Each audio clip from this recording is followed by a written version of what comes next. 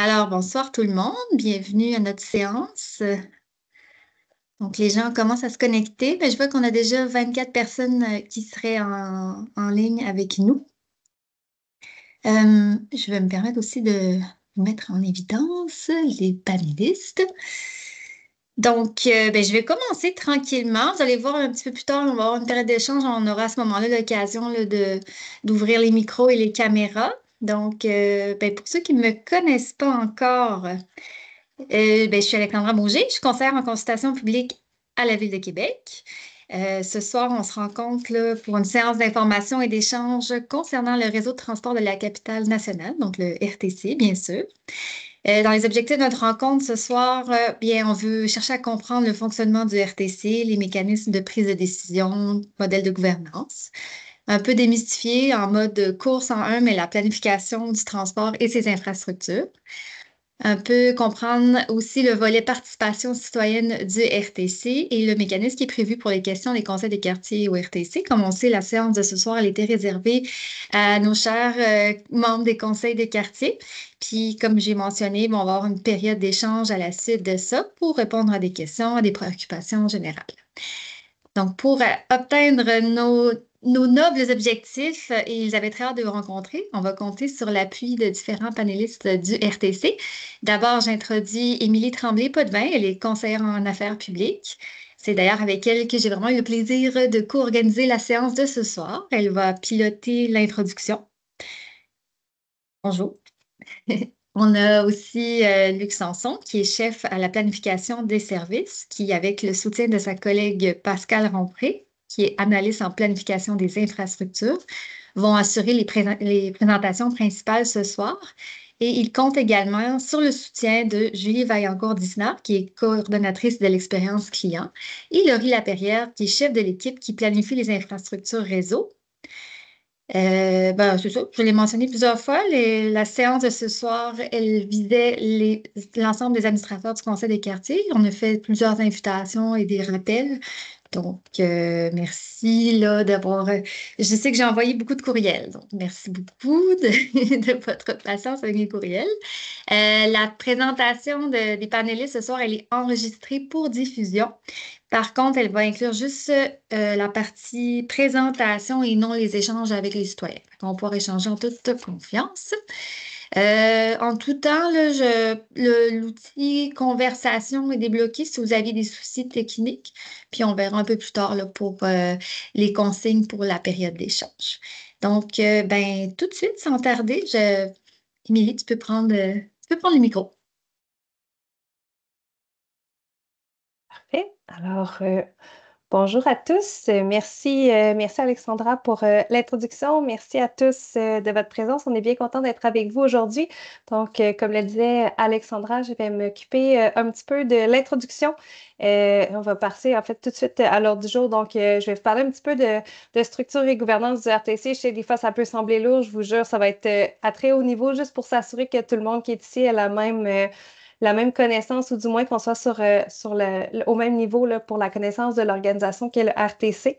Ensuite, on va vous parler brièvement de notre plan de développement 2025-2028. Ensuite, mes collègues Luc et Pascal vous parleront de planification du service d'autobus et de planification des infrastructures. Et ensuite, on s'est gardé une bonne partie de la rencontre pour une période de questions et d'échanges avec vous.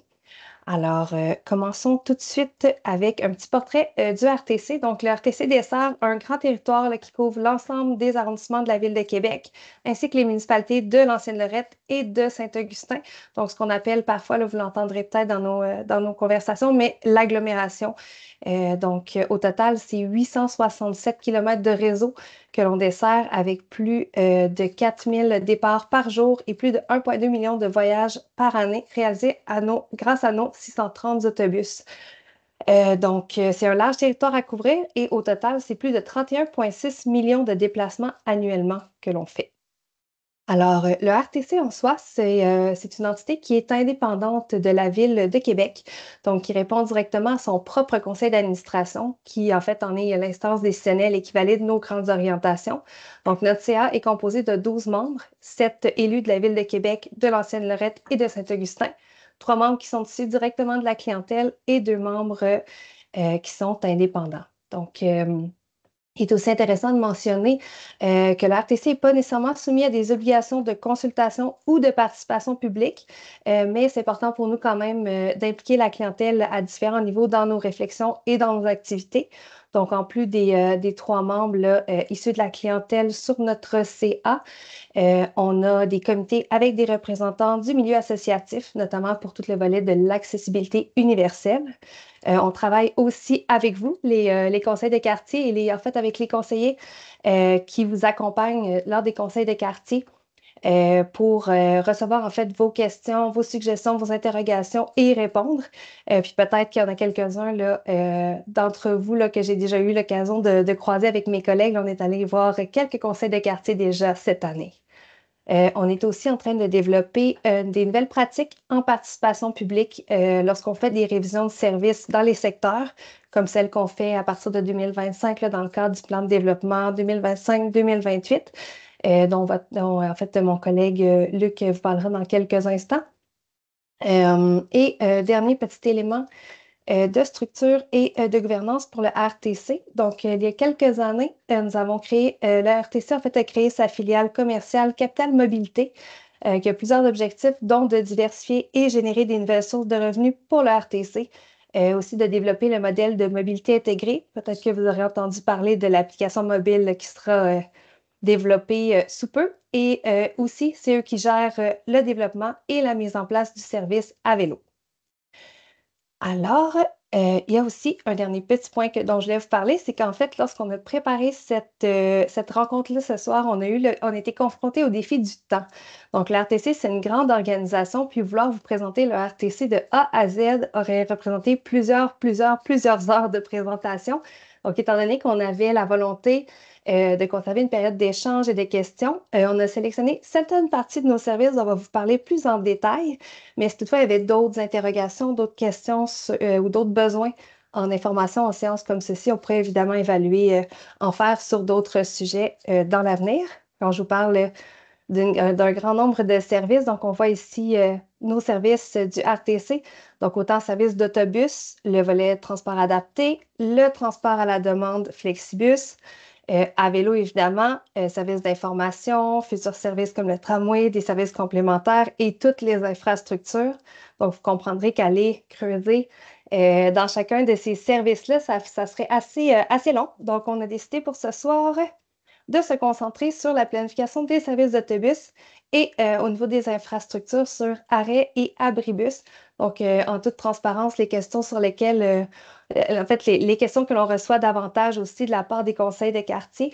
Donc, on préférait approfondir plus certains éléments plutôt que de parler de tous les services, mais rester plus en superficie. Alors, sans plus tarder, je vais passer la parole à mon collègue Luc Sanson pour le volet du plan de développement.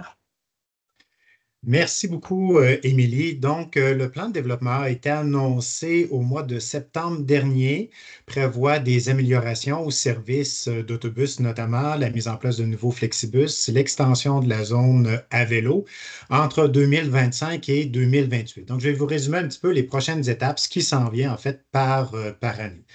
Vous avez sur la carte qui vous est présentée le réseau actuel, en fait le réseau des parcours Métrobus, donc les lignes en vert que vous voyez sur la carte.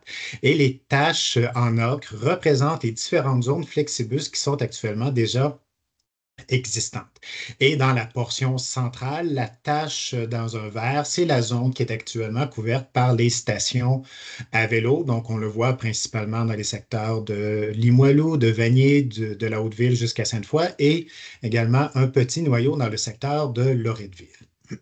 Maintenant, ce qui s'en vient en termes de développement, dès cette année, en fait, à partir de la fin août 2025, il y aura des modifications, dont l'extension, vous la voyez, la ligne rouge qui est apparue là, dans le nord-ouest du territoire, c'est le prolongement de la ligne Métrobus 804 jusque dans le cœur de Val-Bélair. Évidemment, on vous parle de lignes à haute fréquence, on vous parle d'un prolongement de parcours Métrobus, mais il faut comprendre que quand on fait ce genre d'opération, on revoit aussi l'ensemble des services, des parcours réguliers là, qui vont avec l'aménagement ou le prolongement d'un parcours Métrobus. On voit également, si vous l'avez remarqué, dans le secteur de Cap-Rouge, la tache en orangé qui est apparue dans l'ouest du territoire. Donc, extension ou création d'une nouvelle zone Flexibus qui va couvrir une partie de Cap-Rouge et une partie de Saint-Augustin. On en profite également pour revoir dans le secteur l'ensemble des parcours réguliers. Je vais également y revenir un peu plus tard là, dans la présentation sur le plan de développement. Et ce que vous pouvez remarquer également, donc, je vous parlais de la tache en vert qui est la zone à vélo. Donc, vous voyez que tranquillement, il y a une extension qui se fait autour de la zone. Donc, prolongement vers l'ouest dans Sainte-Foy, prolongement dans le secteur de Mézeray, prolongement également vers le nord en s'étendant jusque dans le quartier des Jésuites et agrandissement également de la zone à vélo dans le secteur de Loretteville. Donc ça, c'est ce qui est déjà dans les cartons, c'est ce qui avance, c'est déjà planifié et on le prévoit, au risque de me répéter, à partir du mois d'août 2025. L'année prochaine, on arrive avec une nouvelle ligne haute fréquence. Vous voyez la ligne à peu près au centre de l'écran qui est apparue en rouge, qui représente un axe entre le centre-ville, passant par Vanier ensuite, rejoignant Le Bourgneuf, le secteur des Galeries, là où on a un terminus, et se prolongeant au nord jusque dans le secteur du boulevard Bastien, où il devrait y avoir également un nouveau parcobus qui va servir également de zone d'accueil d'un parcours à haute fréquence. Encore une fois, comme dans le cas de Val-Bélair avec le prolongement du 804, on en profite pour revoir l'ensemble des parcours aussi qui vont avoisiner cette nouvelle ligne à haute fréquence. Nouvelle zone ou extension d'une zone Flexibus dans le secteur d'Orsainville, vous le voyez dans le nord, donc peut-être prolongement de la zone 2. On est en train de regarder les différentes possibilités, mais donc agrandissement de la zone de Flexibus et encore une fois, prolongement ou agrandissement de la zone à vélo pour couvrir l'ensemble du secteur de Sainte-Foy. On prolonge, comme vous le voyez, aussi vers le nord dans Charlesbourg. Et également l'apparition d'une nouvelle zone dans le secteur de la chute Montmorency également pour permettre de faire le pont vers une autre zone où il y a plusieurs demandes. Ça, c'est ce qui est prévu pour 2026. À ce stade-ci, et une petite précision, ah non, permettez-moi d'y revenir peut-être un petit peu plus tard. 2027, donc création d'une troisième ligne à haute fréquence. Vous le voyez sur la ligne en rouge qui est apparue, qui partira du centre-ville aussi, qui devrait suivre grosso modo l'axe du boulevard Hamel jusque dans le secteur de l'ancienne Lorette. Le lieu, le tracé lui-même n'est pas encore arrêté, mais on sait qu'on veut prolonger vers l'ouest, soit dans l'axe du parcours 80, soit dans l'axe du 74 sur Perle-Lièvre. On reviendra un peu plus tard avec ça. Et comme je le mentionne depuis le début, mais quand on crée un parcours à haute fréquence, on en profite aussi pour revoir les autres parcours réguliers qui accompagnent les parcours Métrobus. Enfin, création d'une nouvelle zone Flexibus également dans les secteurs de Loretteville, Neuchâtel, du Berger. Donc, vous la voyez qui est apparue dans l'axe de Robert Bourassa de Lormière. Donc, 2027. Et encore une fois, agrandissement de la zone à vélo qui, cette fois-ci, va s'étendre dans le secteur ou dans les quartiers de Duberger-Les Saules et vers le Bourgneuf. Et tout ça est prévu à l'horizon de 2027. Enfin, le dernier horizon, c'est la création, encore une fois, d'une nouvelle ligne à haute fréquence que vous voyez apparaître à partir du secteur des Galeries de la Capitale jusque dans le secteur de Charlesbourg. Donc, une ligne est-ouest qui va relier nos lignes 803 et 801, mais dans une rocade un peu plus au nord. Et enfin, ben là, c'est la fin de l'extension pour cette première étape du service à vélo, où là, on voit qu'on couvre une grande partie de Mézeray. On s'étire également vers le Bourgneuf, avec une création également dans le secteur de Champigny et de l'ancienne Lorette d'une zone à vélo. Donc ça, c'est ce qui est prévu pour les 4 prochaines années. J'ai oublié de mentionner, vous avez peut-être vu apparaître des pictogrammes avec différents parcobus. Donc, un qui est prévu également à Val-Bélair, un dans le secteur de Lac-Saint-Charles. Je l'ai mentionné déjà tantôt, boulevard Bastien, et dans le secteur aussi de la rue Seigneuriale. Ce sont des parcobus d'un peu plus grande dimension que ce qu'on peut retrouver parfois à l'intérieur de certains quartiers. Deux éléments importants à préciser sur ce plan de développement. D'une part, comme on s'adresse à vous ce soir au conseil de quartier, en fait, dans tous les cas de changement de service de cette ampleur, on ne peut pas vous dire aujourd'hui où vont passer ces nouveaux axes à haute fréquence, à l'exception du 804 dont la planification est déjà entamée, mais on prévoit dans nos phases de planification, quand on aura déterminé les tracés préférentiels pour ces parcours à haute fréquence, quand on aura déterminé quels sont, on pense, les bons tracés pour les parcours réguliers, aller au-devant de la population en rencontrant notamment les conseils de quartier. Donc, juste bien comprendre que ça fait partie là, de nos pratiques, des pratiques qu'on met en place, c'est de venir vous voir, d'aller vous rencontrer pour vous présenter les propositions de modification de services, de pouvoir aller aussi au-delà des citoyens, de recueillir le commentaire et de pouvoir ajuster le service également, le cas échéant. Donc, vous serez consulté à cet effet. L'autre élément qui est important de mentionner, et je vais y revenir, vous allez peut-être me trouver un petit peu tannant ce soir en vous parlant de financement, en vous parlant de ressources, mais c'est un élément qui est important dans la planification des services.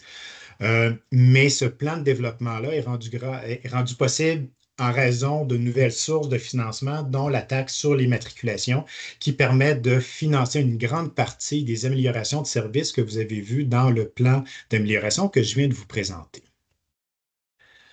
Donc, voici pour le plan de développement 2025-2028. Vous avez les cartes avant-après qui vous permettent de visualiser les différentes lignes à haute fréquence qu'on envisage développer dans les prochaines années, l'extension de la zone à vélo et la création de nouvelles zones flexibus.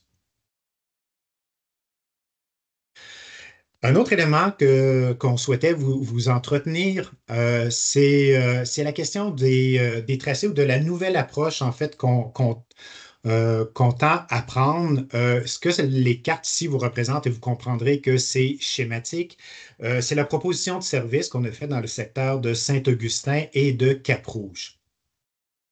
En fait, vous avez sur la carte à gauche les tracés qui sont existants, autant les parcours réguliers que les parcours express. Et vous voyez que ce sont des parcours qui sillonnent beaucoup à l'intérieur des quartiers. C'est peu rectiligne, c'est relativement long de se déplacer à l'intérieur même des quartiers. Et ça, une partie de l'explication, c'est pour assurer une desserte complète du territoire et permettre les déplacements à l'intérieur également des quartiers. Toutefois, ben, vous comprendrez que quand on utilise des parcours comme ceux-là, c'est relativement long quand vient le temps de sortir du quartier. Donc, l'approche, c'est ce qu'on a proposé dans le secteur de Cap-Rouge, c'est de redresser les parcours, de réduire le nombre de détours qui sillonnent à l'intérieur des quartiers, qui rallongent le temps de parcours quand vient le temps de sortir des quartiers. Mais ça, c'est rendu possible grâce à la création des parcours Flexibus. Donc, vous avez là la portion à gauche qui dessert déjà Saint-Augustin de la zone Flexibus et la zone à droite qui est apparue, c'est la nouvelle zone Flexibus qui sera créée à partir de la fin de l'été parce que le Flexibus est mieux adapté dans des secteurs, dans des quartiers résidentiels comme Cap-Rouge pour permettre les déplacements locaux. Donc, on va davantage privilégier les déplacements à l'intérieur du quartier via le Flexibus. Et quand vient le temps d'aller dans des grandes zones de destination comme le centre-ville vers Sainte-Foy ou des quartiers avoisinants, ça dépend beaucoup des quartiers évidemment, mais comme dans le cas de Cap-Rouge, l'idée est de faire les liens là où les autobus sont les plus adéquats. Donc, pour sortir des quartiers, on prend l'autobus et le Flexibus est davantage orienté vers les déplacements locaux. Il faut comprendre que ce n'est pas dans tous les quartiers que c'est possible, mais le cas de Cap-Rouge était assez représentatif là, de ce qu'on tente de faire en redressant nos parcours, en réduisant les temps de déplacement à l'intérieur des quartiers. Maintenant, ce qui m'amène à vous parler de la planification des services. Et quand on en a discuté entre nous, et je vais reprendre un peu ce que ma collègue Émilie disait un peu plus tôt, on a le défi du temps, on a le défi de vous présenter, de faire un résumé autant de la planification du service que de la planification des infrastructures, pardon. Et c'est quelque chose qui est relativement complexe. Donc, vous m'excuserez d'avance, peut-être que ma portion sera peut-être un peu théorique, mais je pense que ça peut permettre de comprendre certaines bases, certains éléments sur lesquels on s'appuie quand on fait la planification des services. Et l'idée est vraiment de vous permettre de comprendre les principaux facteurs et comment on peut les analyser. En fait, une des façons que j'ai de résumer la planification des services en elle-même, et c'est des commentaires qu'on reçoit souvent des citoyens de conseils de quartier, d'élus municipaux aussi, qui nous disent, mais écoutez, quand on regarde la ville, quand on regarde comment elle se développe, il y a un nouveau quartier qui s'est créé, où on nous parle de, il y a un grand axe routier, vous devriez faire un parcours qui va faire tout l'ensemble de ce boulevard. On va nous dire qu'il y a des nouveaux générateurs, une nouvelle école qui a été créée. En fait, c'est le premier élément, c'est la première chose qu'on va regarder quand vient le temps de réviser nos services à l'intérieur d'un quartier. Donc, on va évidemment regarder comment s'est développé le quartier, quelle a été la démographie, est-ce que la démographie a changé, est-ce que on est avec un quartier où il y a beaucoup de jeunes ou des jeunes qui sont plus d'âge postsecondaire, donc vers le cégep, vers l'université, qui vont utiliser peut-être un petit peu plus le transport commun. Donc, on va faire une analyse de la population qui habite le quartier, des différents générateurs. Dans notre jargon, les générateurs, c'est les grands lieux de destination. Ça peut être un cégep, ça peut être un centre hospitalier, ça peut être un édifice à bureau. Donc, des lieux où il y a une certaine concentration de déplacements et on va regarder l'ensemble de ces éléments dans la planification des services. Mais évidemment, ça, c'est juste, je vous dirais, la mise en bouche, les premiers éléments qu'on va regarder, parce que ce qui va nous servir vraiment de matière première, et c'est souvent ce qui va nous permettre de déterminer, et vous allez voir après, les tracés et la fréquence de service, mais ce sont les déplacements. Le premier élément sur lequel on va s'attarder, ce qu'on appelle les flux de déplacement. Il y a combien de personnes qui vont se déplacer d'un quartier à un autre quartier? Quelles sont les heures de déplacement? Et là, je ne parle pas uniquement des déplacements en transport en commun, mais je parle de l'ensemble des déplacements, que ce soit à pied, à vélo, que ce soit en automobile, comme conducteur ou comme passager. On veut avoir une connaissance de l'ensemble de la mobilité des gens, quels sont les modes de transport qu'ils vont privilégier et principalement les lieux d'où ils proviennent et là où ils se destinent. On va regarder aussi, comme au niveau de la démographie, les préférences de la clientèle. Évidemment, si on est dans des quartiers parfois un peu plus jeunes, la distance de marche va être moins un frein. Par contre, dans d'autres quartiers où peut-être il y a plus de gens en mobilité réduite, la distance de marche peut être un frein plus important. Donc, c'est un ensemble de facteurs qu'on va regarder. Mais vous comprenez que dans ce cas-ci, on regarde beaucoup ça sous l'angle des déplacements. Donc, comment les gens se déplacent, quelle est la mobilité. C'est seulement à partir de ce moment qu'on est en mesure de créer le réseau, de constituer le réseau, de voir comment il va s'arrimer, comment les lignes vont s'arrimer entre elles. Est-ce qu'il va y avoir des pôles d'échange? Est-ce qu'il va y avoir des terminus pour faire de la correspondance, de déterminer les tracés et de déterminer l'intervalle de service? Donc, est-ce que c'est un service qu'on pense qu'il doit passer aux 15 minutes, à la demi-heure ou finalement on doit l'offrir seulement à l'heure? Et c'est en fonction des facteurs qu'on a précédemment. Mais l'autre élément qui est vraiment névralgique dans l'ensemble, en fait, c'est les ressources dont on dispose. Vous allez le voir, je reviens à la fin de ma portion sur la question des ressources financières. Mais évidemment, pour développer du service, ben, ça prend les ressources financières pour pouvoir le faire. Mais ce n'est pas suffisant. Il faut d'abord s'assurer d'avoir aussi le nombre de chauffeurs qui est adéquat. Vous pourrez me dire, oui, mais c'est facile, vous avez juste à en embaucher. Actuellement, je ne vous cacherai pas que c'est un défi de recruter des chauffeurs pour différentes raisons. Je n'irai pas plus loin, mais c'est un défi, l'embauche des chauffeurs à l'heure actuelle, et d'avoir aussi le nombre de véhicules suffisants et des types de véhicules du gabarit adéquat. Et ça aussi, je vais y revenir un petit peu plus tard dans ma présentation. C'est pas tout. Une fois qu'on a déterminé le réseau, en fait, et je devrais dire, quand on n'a pas les ressources, des fois, il faut revenir en arrière dans notre analyse pour venir équilibrer notre proposition de service sur la quantité de services qu'on va offrir. Même si des fois, on voudrait en offrir un peu plus, on n'est pas toujours en mesure de le faire. Donc, c'est lié vraiment à la question des ressources. Une fois qu'on aura planifié tout ça, bien là, évidemment, il faut prévoir la mise en œuvre, il faut prévoir que le service sera opéré sur le terrain. Et donc, il faut s'assurer qu'il va y avoir des zones d'attente pour les véhicules qui sont adéquats. Donc, est-ce qu'on a des terminus? Est-ce qu'on a des virées ou des zones d'attente sur notre territoire pour permettre à nos véhicules d'attendre sans nuire à l'ensemble? Il va falloir envisager l'implantation d'arrêts, des abribus, bien entendu, voir si c'est possible d'implanter des mesures préférentielles comme des voies réservées pour améliorer la régularité du service. Et c'est seulement au bout de tout cet exercice que là, on va pouvoir établir vraiment quels sont les temps de parcours finaux, la définition des horaires, de tous nos parcours et c'est l'offre de services qu'on va pouvoir opérer. Et pour la question de Val-Bélair et de Cap-Rouge, ben, on est bientôt, d'ici un mois, à pouvoir déterminer là, ces éléments-là de temps de parcours et de définition des horaires. Donc, l'exercice de planification, c'est un peu un exercice d'équilibre, c'est un exercice de mettre en ordre, de faire du sens avec l'ensemble des composantes qu'on doit tenir compte. Et ici, évidemment, c'était pour vous représenter un peu les différents facteurs qu'on aura à regarder. Mais souvent, il y a beaucoup d'autres choses. Il y a des contraintes opérationnelles importantes parce que c'est impossible de faire certaines manœuvres de virage à gauche, virage à droite à certains endroits, et pour toutes sortes d'autres considérations. Le service est appelé à être modifié, mais c'était juste vous donner un aperçu, un ensemble, une vue d'ensemble de ce que peut constituer la planification des services. On a choisi ici d'y aller sur des questions qui nous sont souvent posées à la planification des services. Et un des commentaires qu'on reçoit évidemment souvent, c'est de dire, mais oui, mais si vous mettez plus de services, évidemment, les utilisateurs viendront et vous aurez plus de monde à l'intérieur de vos autobus.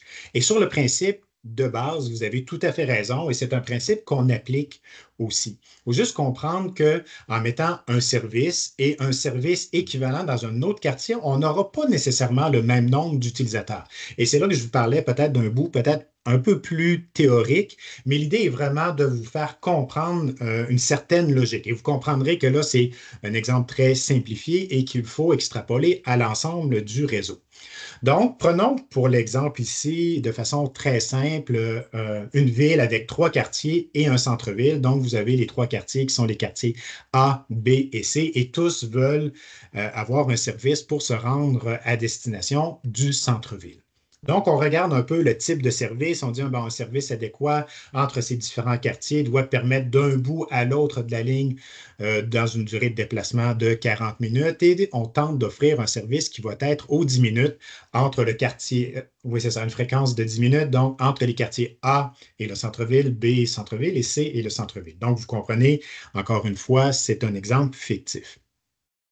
Quand on offre un service de cette fréquence-là, quand on offre un service à peu près aux 10 minutes, qui est relativement rapide, à Québec, on va avoir à peu près 20 des gens qui vont opter pour le transport en commun. Les autres vont marcher, prendre le vélo, se déplacer en automobile ou utiliser un autre mode de transport. Mais d'expérience, avec un service de cette fréquence-là, on sait que c'est à peu près 20 des utilisateurs qui vont opter pour le transport en commun.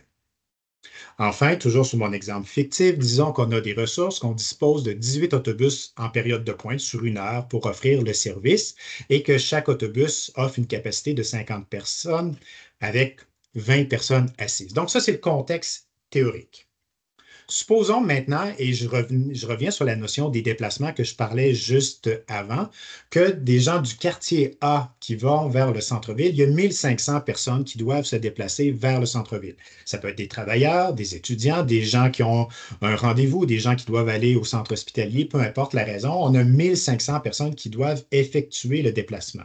Si on offre le service, comme je viens de vous le présenter, aux 10 minutes, on peut espérer donc que 20 des utilisateurs utiliseront le transport en commun, ce qui nous fait 300 personnes qui vont opter pour l'autobus. Donc, si je répartis mes 18 autobus équitablement ou également entre chacun de mes quartiers, ça me fait 50 personnes à bord des autobus, qui est l'équilibre avec la capacité des véhicules. Donc, vous comprenez le principe. Deuxième cas, on a un quartier un petit peu moins populeux, il y a moins de gens, donc on a 500 personnes qui là veulent aller ou doivent se rendre du quartier B vers le centre-ville. Encore une fois, pas tout du monde qui vont utiliser le transport en commun, mais qui doivent s'y rendre pour différentes raisons. Encore une fois, si on offre le service aux 10 minutes avec les mêmes paramètres que je viens de vous indiquer et qu'on obtient 1 personne sur 5, ça fait 100 personnes qui vont utiliser le service de transport en commun. Donc, sur 6 autobus, ça fait 17 personnes par autobus. Plusieurs pourront dire, bon, mais c'est génial, au moins du quartier B vers le centre-ville, ben, les 100 personnes qui vont opter pour le transport en commun pourront le faire avec une place assise, ça sera plus confortable pour eux. Et effectivement, c'est quelque chose qui est plus confortable tout à fait. Enfin, dans mon exemple, dans le quartier C vers le centre-ville, ici, c'est le quartier qui est le plus populeux. On parle de 2500 personnes qui doivent se déplacer. Encore sur la même logique, donc on a 20 des gens qui l'utiliseront, donc 500 personnes dans 6 autobus, ça fait 83 personnes par autobus. Et c'est là qu'on commence à avoir un problème, c'est que finalement, on a beaucoup plus de monde qui veulent embarquer à bord de l'autobus que ce que la capacité ou la fréquence de service qu'on offre va permettre de transporter. Donc, si on offrait de manière égale l'ensemble des parcours, l'ensemble des véhicules répartis également dans chacun des quartiers, bon, on a 6 autobus, mais ça crée à ce moment-là une contrainte dans la zone ou dans le quartier C, où là, finalement, il y a des gens qui vont rester à la rue et qui ne pourront pas embarquer. Donc, je reviens sur la notion de si vous mettez du service, les utilisateurs viendront. Donc, oui, tout à fait. J'aurais pu prendre d'autres exemples en disant, mais si on ne mettait pas du 10 minutes, mais qu'on mettait moins fréquent, les proportions de personnes qui opteront pour le transport en commun ne seront pas les mêmes, mais à service égal, on n'obtient pas toujours le même résultat et ça dépend beaucoup des quartiers eux-mêmes, de la configuration, de la taille des quartiers ou de la population, de la quantité de personnes qui habitent dans chacun des quartiers. Et là, l'équilibre qu'on doit chercher quand on fait la planification des services, et dans l'exemple qui est ici, c'est de dire, mais écoutez, on a un endroit où finalement, on semble avoir beaucoup de services. C'est sûr qu'on aimerait mieux maintenir des parcours aux 10 minutes dans le quartier B, mais là, il y a des gens qui sont assis et il y a d'autres personnes dans le quartier C qui ne peuvent pas prendre l'autobus. Et c'est là qu'on doit opérer une certaine redistribution des ressources et que là, on va redistribuer du quartier B vers le quartier C. Dans ce cas-ci, évidemment, vous l'aurez compris, c'est toujours théorique, des 4 véhicules, mais ce qui vient jouer à ce moment-là sur l'intervalle. Mais quand on est limité avec nos ressources et qu'on n'est pas en mesure d'ajouter des véhicules supplémentaires, bien souvent, on est obligé d'opérer des changements comme ceux-ci. Et je vais y revenir parce que vous avez sûrement déjà en tête cette question-là, à dire, ben oui, mais vous avez juste, M. Sanson, à acheter des autobus supplémentaires, donc vous n'aurez pas ce dilemme-là. Tout à fait, je vais y revenir. Mais revenons quand même ici à la question des déplacements. Donc, bien important de comprendre que même à service égal, les bus ne seront pas tous pleins de la même façon et ça dépend beaucoup des quartiers. Et donc, comment on obtient ce genre d'informations-là? Ben, en fait, vous m'excuserez, ici, ça peut paraître un peu ésotérique, mais en fait, on a différentes sources de données, des compteurs de passagers, on a les données Opus, on a des enquêtes, l'enquête origine-destination notamment, qui nous donnent un très bon aperçu des déplacements de la population dans l'ensemble de l'agglomération, en fait, dans l'ensemble de la région de Québec. Et la carte que vous voyez qui a l'air d'une grande toile d'araignée, en fait, ça représente les flux de déplacement entre chacun des quartiers de l'agglomération. Donc, plus le trait sera large, plus le flux de déplacement sera important et plus le trait est mince, mais moins le flux de déplacement est important. Et évidemment, on peut le trier selon les modes de déplacement, les motifs des déplacements, selon différents paramètres sociodémographiques, mais évidemment, on peut le creuser aussi pour des quartiers spécifiques. Et ici, j'ai choisi d'illustrer les déplacements en période de pointe du matin à partir du quartier Cap-Rouge et qui nous permet de voir que les grands flux de déplacement, les principaux se destinent de Cap-Rouge vers l'est du territoire, donc principalement vers Sainte-Foy et en partie aussi vers le centre-ville, mais on voit que le flux lui-même est en diminution en allant vers l'est. L'idée n'est pas de faire l'analyse du quartier Cap-Rouge, évidemment, mais c'est de vous représenter le type d'analyse et comment on peut analyser comment les gens se déplacent sur le territoire et pour pouvoir essayer de moduler et de répartir nos services en fonction des différents flux de déplacement. Maintenant, qu'est-ce qui fait qu'un quartier va être différent d'un autre? Et là, je nomme des quartiers. Il faut bien comprendre que quand je nomme des quartiers, il n'y a aucune préférence. C'est pas, je nomme pas ces quartiers-là parce que je préfère un quartier plutôt qu'un autre. C'est juste pour se baser sur des exemples qui sont évidemment dans l'agglomération, donc des exemples qui sont probablement plus concrets pour vous, qui sont plus visibles pour vous. Et c'est pas pour dire qu'il y a un quartier qui est meilleur que l'autre, qu'il y en a un qu'on préfère que l'autre. C'est juste d'essayer d'être le plus factuel possible et de représenter aussi les différences et pourquoi souvent le service va être différent d'un quartier à un autre. Et ce qu'on retrouve dans beaucoup de quartiers, évidemment, ce sont des résidences unifamiliales, des fois avec des commerces aussi isolés, avec certains générateurs comme des écoles, mais qui sont un peu plus répartis sur le territoire. Et dans l'exemple qui est ici, bien, vous avez là, des images et souvent, nous, on va le reporter sur une certaine distance ou sur le temps que ça prend à desservir un nombre de personnes quand on offre du service. Et donc, dans ce cas-ci, on a pris l'exemple du quartier Saint-Émile. Donc, si on traverse sur le quartier Saint-Émile, donc sur une portion de 2 km, on va retrouver de part et d'autre à peu près presque 7000 personnes qui vont habiter ce secteur-ci. Quand on est dans un secteur un peu plus dense où on va avoir des édifices, des multiplexes, on va avoir des institutions comme des cégeps, quand on va avoir des centres hospitaliers, mais sur la même distance. Et ici, on a pris l'exemple du vieux Limoilou. On va avoir une population d'à peu près 16 000, presque 17 000 habitants. Donc, vous comprenez que en termes de ressources, c'est le même coût, c'est le même temps pour desservir les deux populations, mais la quantité potentielle de personnes qui vont utiliser le transport en commun n'est évidemment pas la même. Je reviens, même si dans les deux cas, on a 10 des gens qui utilisent le service de transport en commun, on n'aura pas le même nombre de personnes à bord de l'autobus et pas non plus nécessairement les mêmes revenus.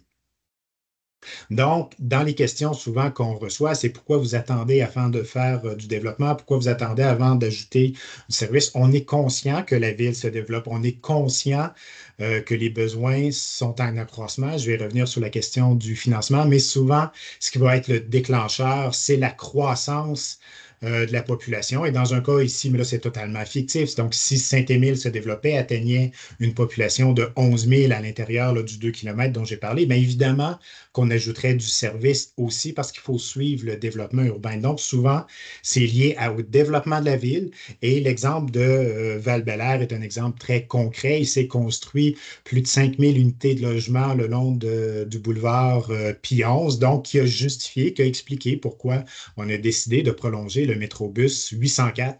C'est essentiellement la question, bien pas essentiellement, mais c'est principalement la question du développement urbain qui est venu le justifier. Donc, à retenir, je suis conscient que c'est très théorique, hein, l'exemple que je viens de vous donner, mais c'est juste la logique ou la compréhension qu'il faut y en avoir. C'est l'existence des parcours et de la fréquence des parcours repose beaucoup sur le nombre de personnes qui vont être desservies par un parcours et évidemment l'utilisation qui va en être faite. Donc, même à service égal, on n'aura pas toujours le même nombre de personnes à bord de nos parcours et ce qui va justifier l'extension, le développement, comme je l'ai mentionné pour le plan 25-28, ben, c'est des nouvelles sources de financement qui permettent de s'affranchir un peu des ressources limitées qu'on peut avoir à certains moments. Donc, j'avais présumé que la question sur l'ajout d'autobus supplémentaires pourrait venir. Bien, effectivement, d'ajouter des autobus, c'est une des contraintes qu'on a quand vient le temps de développer le service. Donc, revenons quand même rapidement. Émilie l'a mentionné en introduction. On a 630 véhicules dans notre parc d'autobus. Donc, presque 115 autobus articulés, presque 500 autobus standards et 64 véhicules de plus petite taille. Je représente ici le coût d'acquisition d'un autobus, donc ça vous donne une idée de ce que coûte l'achat d'un seul véhicule.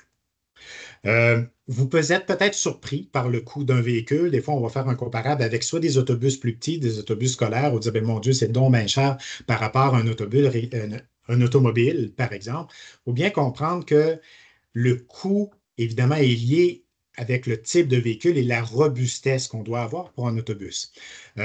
Les premières années d'utilisation d'un autobus, quand il est flambant neuf, qu'il arrive au RTC, le véhicule va rouler à peu près 20 heures par jour. Il va sortir à 5 heures le matin et il peut revenir même jusqu'à 1 heure le soir dans la nuit précédente. Donc, il va rouler en continu 20 heures par jour. Sur un autobus articulé qui va rouler sur les métrobus 800 et 801, il peut y avoir jusqu'à 1600 personnes par jour qui vont embarquer à bord du véhicule. Donc, vous comprendrez que ça demande évidemment des véhicules qui sont robustes, qui sont capables de résister au passage aussi fréquent d'un nombre aussi important de personnes. Et l'autre élément qu'il faut retenir, excusez-moi, j'allais trop vite, les véhicules vont rouler entre 150 000 et 200 000 km par année. Donc, vous comprendrez que ça prend des véhicules qui sont capables de passer au travers une utilisation aussi intense que ça. Et dernier point, c'est ce que j'allais mentionner, les autobus, quand on a les subventions du ministère des Transports, doivent être dans notre parc de véhicules pendant 16 ans. Donc, ils ne rouleront pas 20 heures par jour pendant 16 ans. Vers la fin de vie, évidemment, c'est réduit, mais c'est juste quand même vous indiquer que la durée de vie, la durée d'utilisation d'un véhicule se fait sur une longue période, ce qui explique beaucoup les coûts d'acquisition plus importants.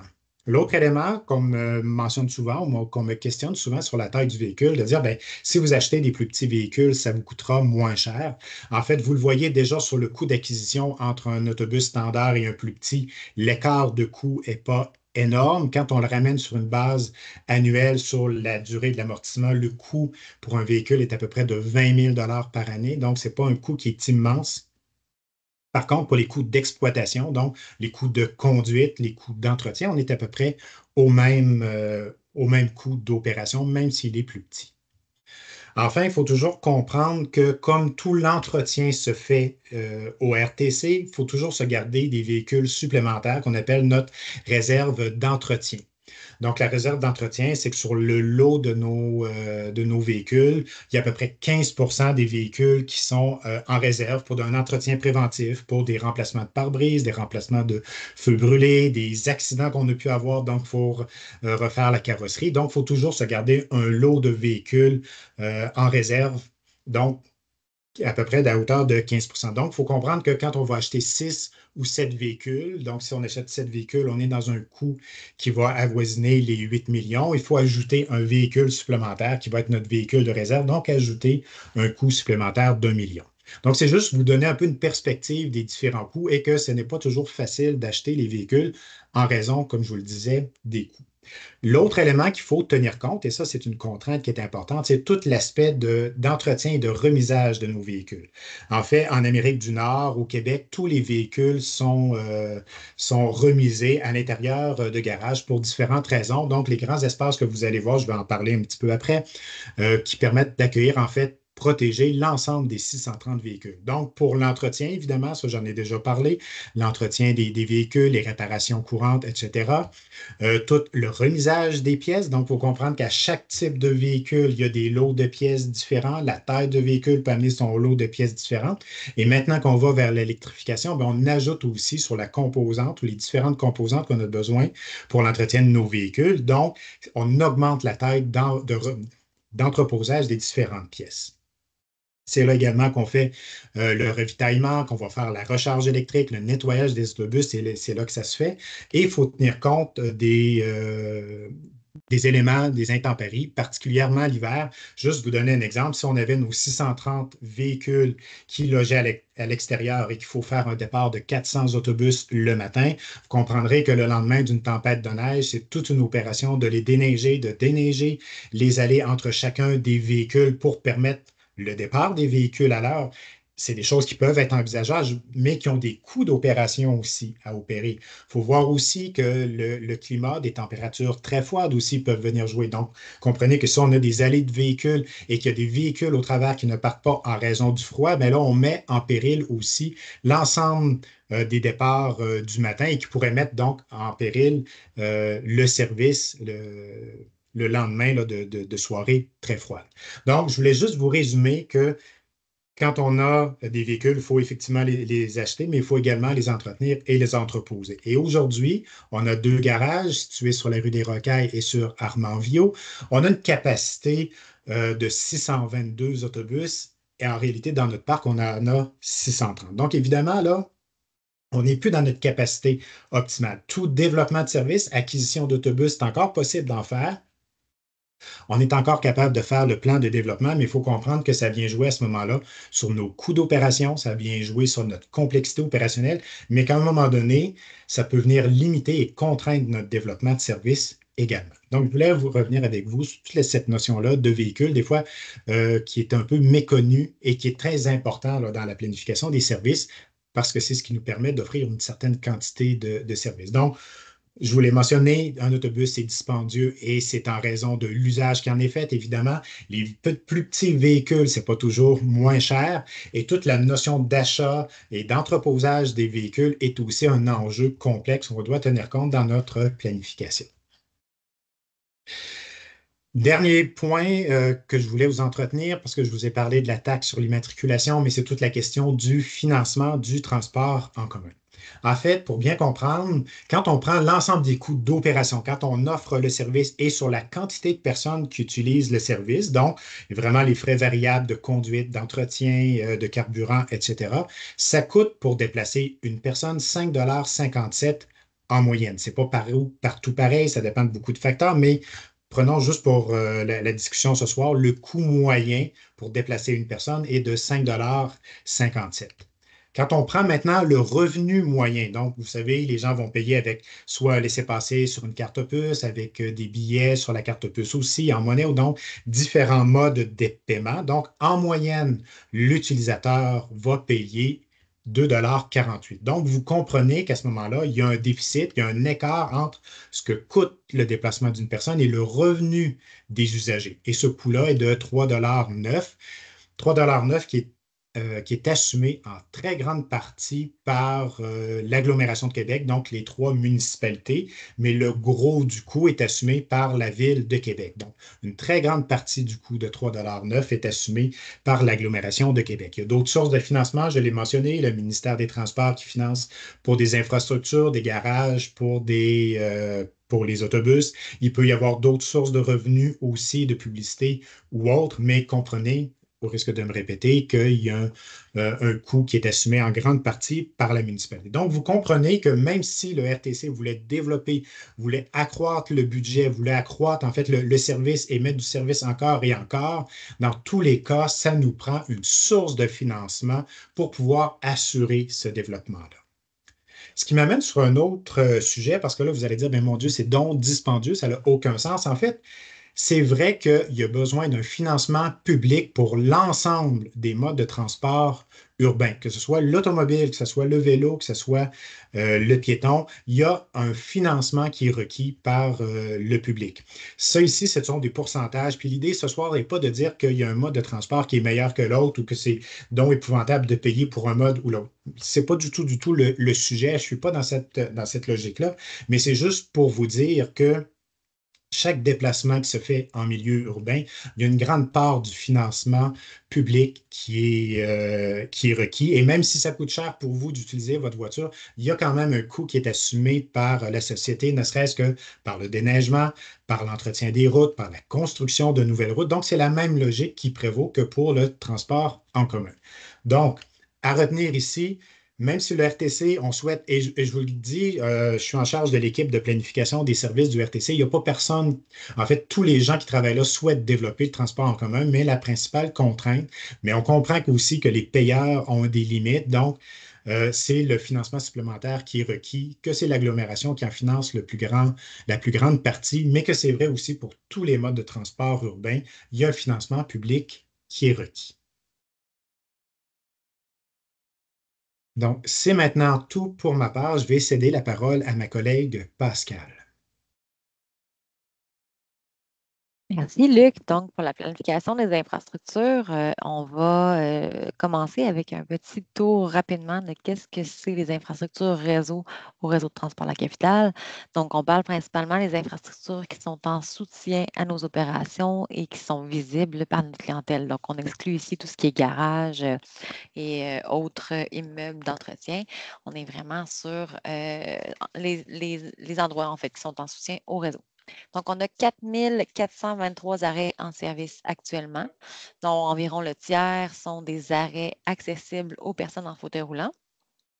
On a 967 abribus en service, 867 km de réseau, 23 parcobus, 21 stations tempérées et 10 terminus. Ce soir, dans le fond, on va principalement se concentrer sur nos arrêts et nos abribus, étant donné que ça représente une bonne partie du travail de planification qu'on gère. Donc, planifier les arrêts d'autobus, ça requiert une fine connaissance du contexte d'insertion, puis ça se fait en tenant compte de plusieurs variables. Donc, pour faire ce travail-là, on a différents principes qui guident le travail de planification des aménagements. Et ces principes-là, on les voit à l'écran. Donc, on a la sécurité des opérations, mais également de la clientèle. On a l'efficacité du service, l'expérience client qui est au centre de nos préoccupations. On souhaite tendre vers l'accessibilité universelle autant que possible. Et on a également les principes de pérennité, donc s'assurer d'avoir des aménagements qui sont robustes et durables dans notre contexte de ville qui a 4 saisons, donc une saison qu'on appelle l'hiver et qui a certains effets là, sur notre capacité d'aménager des infrastructures. C'est important d'avoir en tête, en fait, la facilité d'entretien lorsqu'on on conçoit nos zones d'arrêt. Donc, si on vient précisément sur l'arrêt d'autobus et on commence par ce qu'on a rapidement en tête lorsqu'on pense à un arrêt d'autobus, on pense à l'arrêt qui est visible et utilisé par le client. Donc, c'est un lieu finalement qui est plus qu'un simple lieu d'attente. C'est le premier point de contact physique pour la clientèle qui veut accéder aux services de transport en commun. Donc, la mission première de l'arrêt, c'est d'être facilement repérable dans l'environnement urbain. On veut que l'arrêt soit doté d'informations claires et simples d'utilisation. Donc, tout ça, c'est complémentaire à l'information, par exemple, qu'on va trouver sur nos supports, applications mobiles et compagnie. C'est très rassurant, en fait, d'avoir l'information sur place qui permet aux clients de bien se repérer. Dans le cas où on aménage les zones d'arrêt, on va tendre vers des aménagements qui sont sécuritaires, confortables et accessibles. L'arrêt d'autobus pour les opérations, c'est quelque chose qui demande une planification qui est regardée d'un petit peu plus haut niveau finalement que la zone d'attente, la zone d'arrêt. Pour nos opérations, l'arrêt doit être un endroit qui va soutenir des opérations qui sont sécuritaires et efficaces. Donc, on a différents principes qui vont venir soutenir ces objectifs-là et ça va aller dans le sens de normes qui vont venir nous donner certaines lignes directrices à respecter pour l'espacement des arrêts, où on veut tendre finalement à trouver un équilibre entre l'accessibilité aux services dans les quartiers et la rapidité de notre service. On vise aussi à avoir un positionnement optimal aux intersections en fonction des différents mouvements de nos véhicules, mais de l'ensemble aussi des usagers de la rue.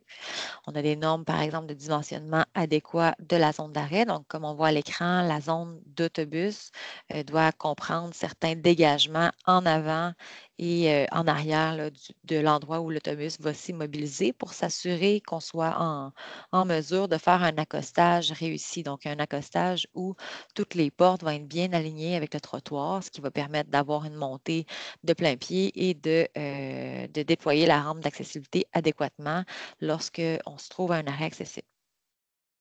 On a également des normes de marquage et signalisation. Donc, c'est plus que simplement l'aménagement de l'abribus qui constitue pour nous le travail d'aménager nos zones d'arrêt. Quand on regarde l'arrêt d'autobus, les formes que ça prend sur l'ensemble du réseau, c'est variable. On a par exemple, des arrêts qui sont dans la plus simple expression. Là, on a simplement le panneau d'arrêt qui est localisé soit sur une tige ou sur du mobilier urbain.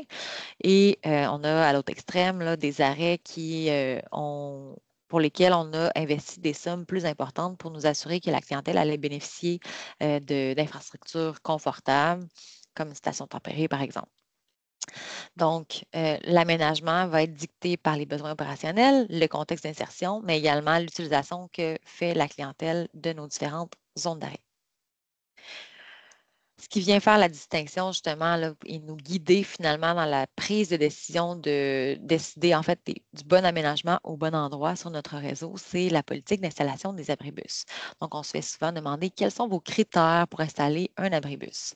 On en voit plusieurs exemples à l'écran. Donc, on a dans nos critères d'installation, il va y avoir le type de service qui va être un des bons critères d'influence. Donc, par exemple, le service de type Métrobus à l'arrêt va pencher davantage en faveur de l'installation d'un abribus qu'un service le bus. Pourquoi? Parce que le Métrobus, par son attractivité et par l'achalandage important qu'il génère, va justement amener un plus grand nombre d'utilisateurs, justifiant du même fait des investissements plus importants. Ensuite, quand on est dans un lieu de correspondance stratégique pour le réseau, ça va être également un facteur qui va pencher en faveur de l'utilisation, de l'installation, d'un abribus. Il y a également l'aspect de l'achalandage, qui est en fait un des critères les plus importants là, pour nous guider dans le choix du bon aménagement. Donc, pour en fait soutenir notre décision, ce qu'on regarde, c'est principalement les montées à un arrêt donné. Donc, les montées, c'est finalement les données d'embarquement à bord de nos véhicules, parce qu'évidemment, c'est lorsque le client souhaite embarquer à bord du véhicule qu'il va avoir une période d'attente et qui requiert des installations là, pour lui permettre de faire tout ça de façon confortable et protégée autant que possible des intempéries. Il y a également la proximité d'activités à caractère social. Donc, ça peut être, par exemple, des établissements de santé, d'éducation, centres d'hébergement ou divers services professionnels où, par exemple, on pourrait accueillir des populations vulnérables. Donc, ça, c'est un des facteurs qui est considéré. Et on a plusieurs facteurs propres à l'environnement immédiat autour de l'arrêt. Donc, le degré d'exposition aux intempéries, c'en est un exemple. L'aménagement existant autour de l'arrêt, donc par exemple, est-ce qu'il y a un trottoir ou non en place où on a localisé l'arrêt. Le critère d'espace disponible est quand même très discriminant là, dans notre capacité d'intervention dans certains endroits. Et on regarde également le critère de vitesse de circulation. Donc, ça consiste à quelques exemples des critères qui nous guident dans la prise de décision. Pourquoi on a une politique? Bien, la politique, c'est vraiment ce qui nous permet de répondre aux besoins, aux attentes des clients dans une perspective d'équité territoriale. Donc, entre les différents quartiers de la ville, la même analyse, la même logique est appliquée et dans une perspective aussi de saine gestion des fonds publics. Donc, la politique nous permet de faire le lien entre les différentes forces qui opèrent, soit la volonté du RTC d'offrir des aménagements de qualité pour les clients, mais de le faire pour un maximum de clients et au meilleur coût possible. Si on regarde le portrait actuel de nos abribus, il faut savoir qu'avec 20 de nos arrêts qui sont dotés d'un abribus, on couvre 78 des montées quotidiennes sur l'ensemble du réseau. Donc, c'est ce que vient nous faire, en fait, là, la politique d'installation des abribus, c'est nous guider justement à faire les bons choix aux bons endroits pour en faire profiter le plus grand nombre.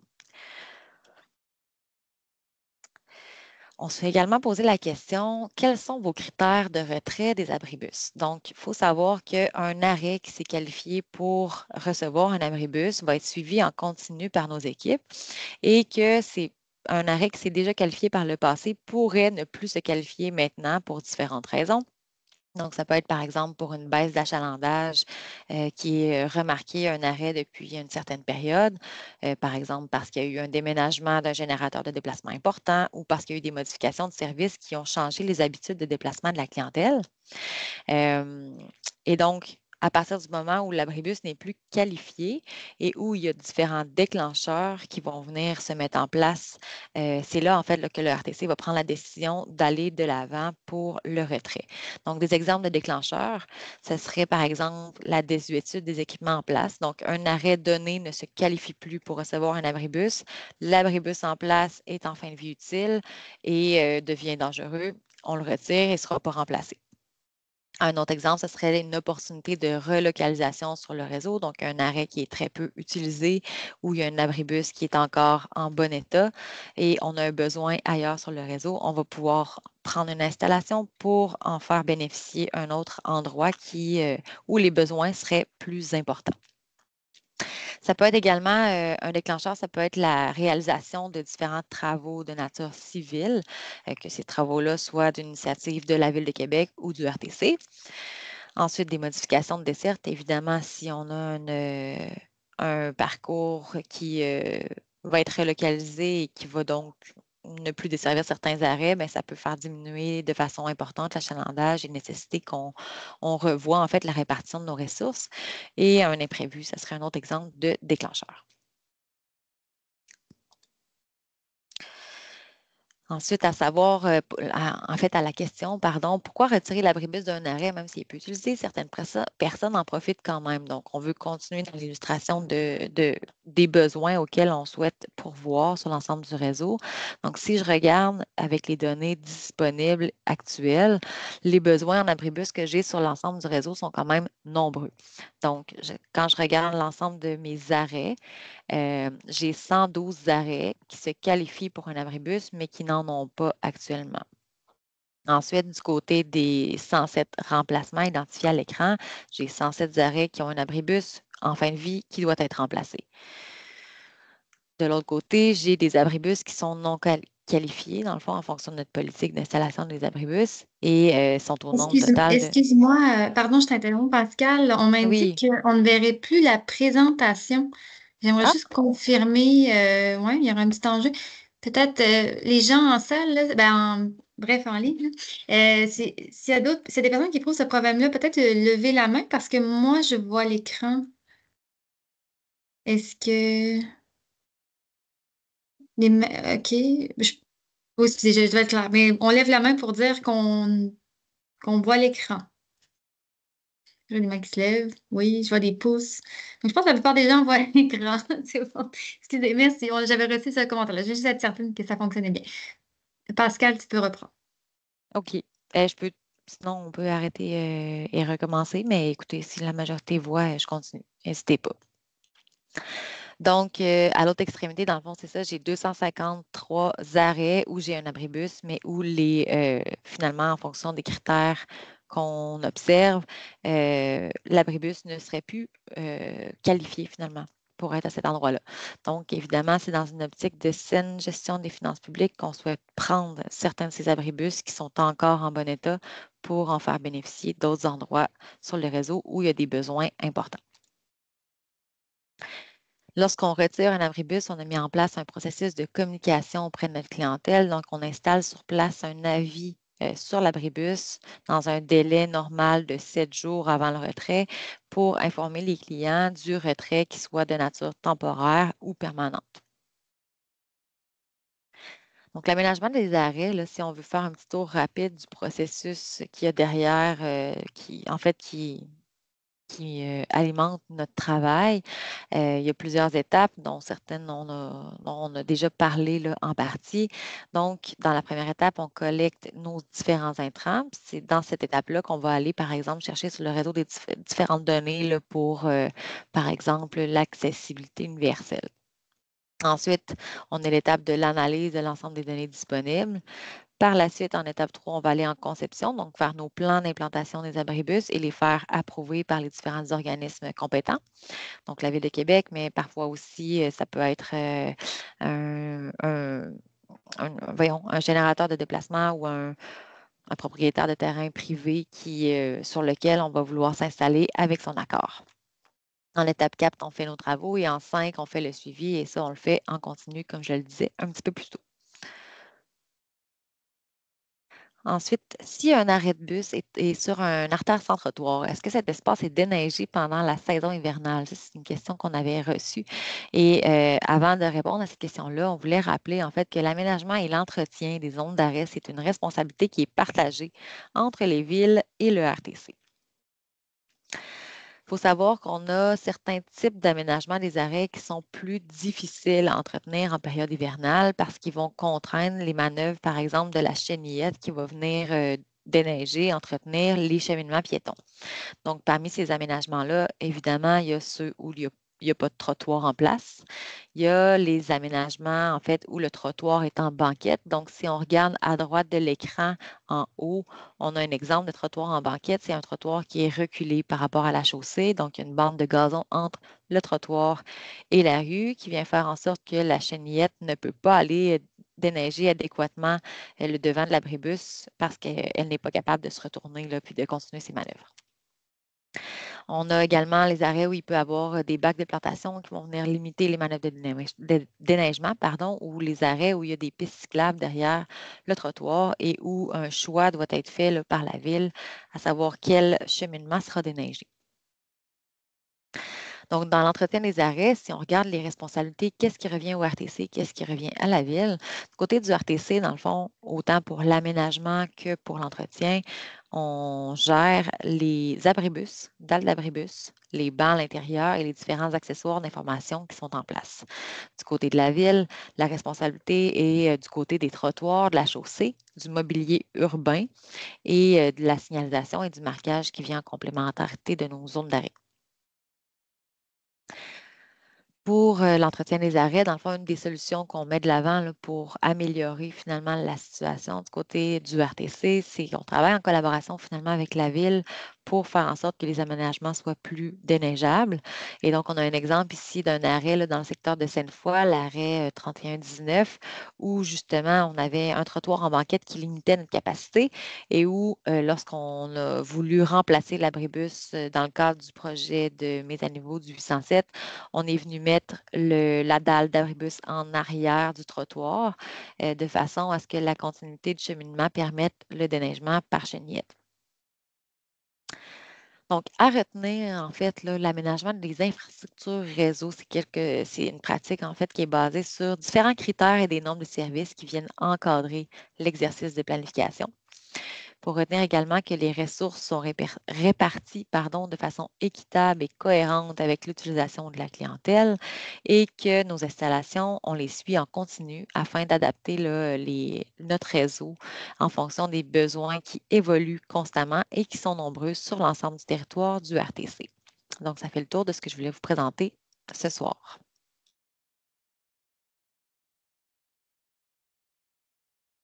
Merci beaucoup. Merci pour ces présentations. Je pense que ça met fin. Émilie, je me tourne vers toi à la portion des présentations.